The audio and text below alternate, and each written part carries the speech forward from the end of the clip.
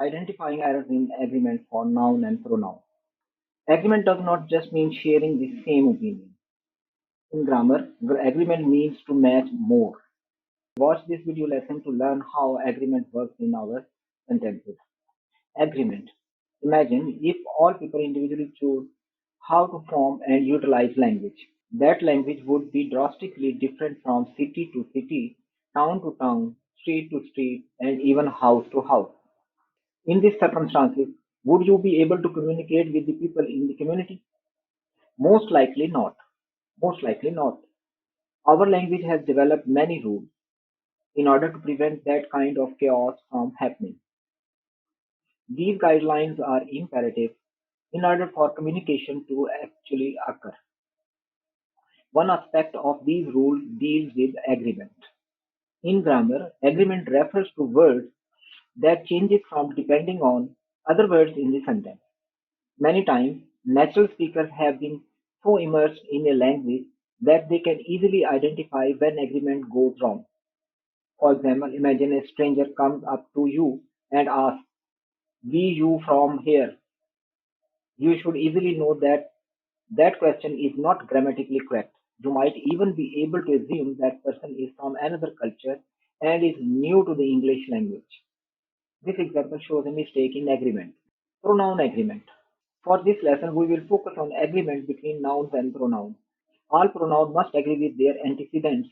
A pronoun is a word that takes the place of a noun, and an antecedent is the noun that is replaced. These two sentences show how we use pronouns to replace antecedents and simplify sentences. The girl was playing with a basketball. She threw it at her sister.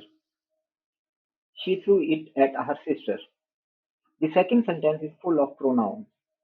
What words were placed in the second sentence? She replaced girl and it replaced basketball. Thus, girl and basketball are antecedents for the pronoun she and it. Thus, girls and basketballs are antecedents for the pronoun she and it. In addition, her is another pronoun that also refers to the girl. So the two pronouns she and her both have the antecedent girl without pronoun. These sentences would read: the girl was playing with a basketball. The girl threw the basketball at the girl's sister. You can certainly see how repetitive our language would be without pronouns. There are three ways in which pronoun must agree: gender, number, and case. Let's look at each in turn. Gender. Firstly, pronoun must agree in gender with their antecedents. Basically, certain pronouns refer to the female and others refer to male. You cannot use a female pronoun if the antecedent is male and vice versa. Do these two sentences make sense? The girl was playing with a basketball. He threw it at his sister. The second sentence used the male pronoun he and his to refer to the girl. This is an obvious mistake in gender agreement. There was no male person in the first sentence at all. Making this kind of mistake can be very confusing to the listener or reader. The second sentence used the male pronoun he and his to refer to the girl. This is an obvious mistake in gender agreement. There was no male person in the first sentence at all. Making this kind of mistake can be very confusing to the listener or reader. Number.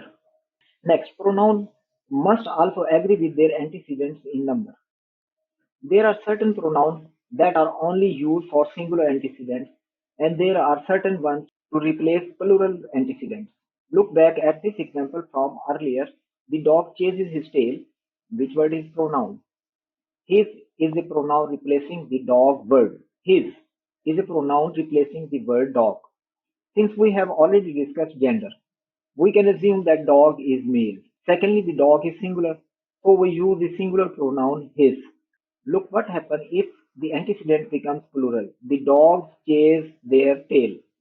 First note how the verb changes to agree with the newly plural subject. Second, the pronoun his can no longer be used since the antecedent is now plural.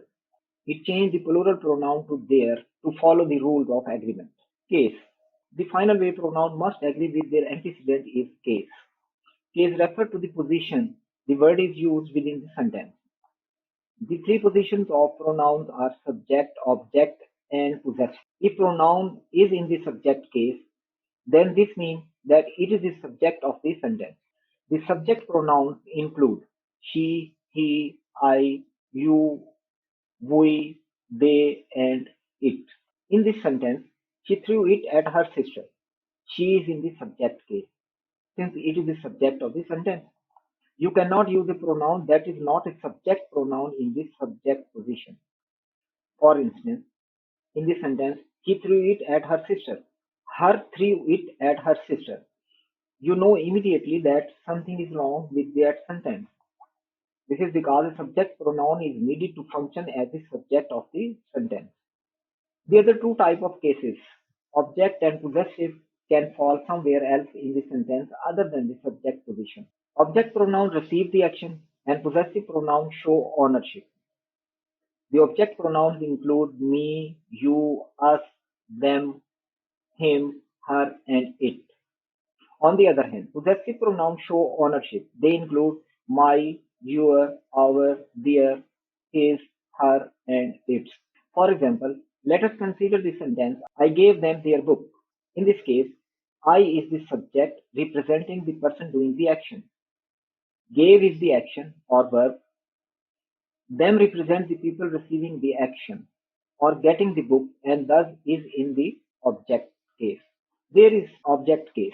There is showing who owns the book and thus is the possessive case.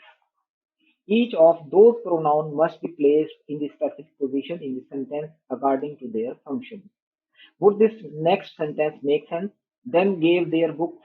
Of course not. This is because a subject pronoun is in the possessive spot, an object pronoun is in the subject spot, and a possessive pronoun is in the object spot. The pronouns are in positions they are not meant to be in.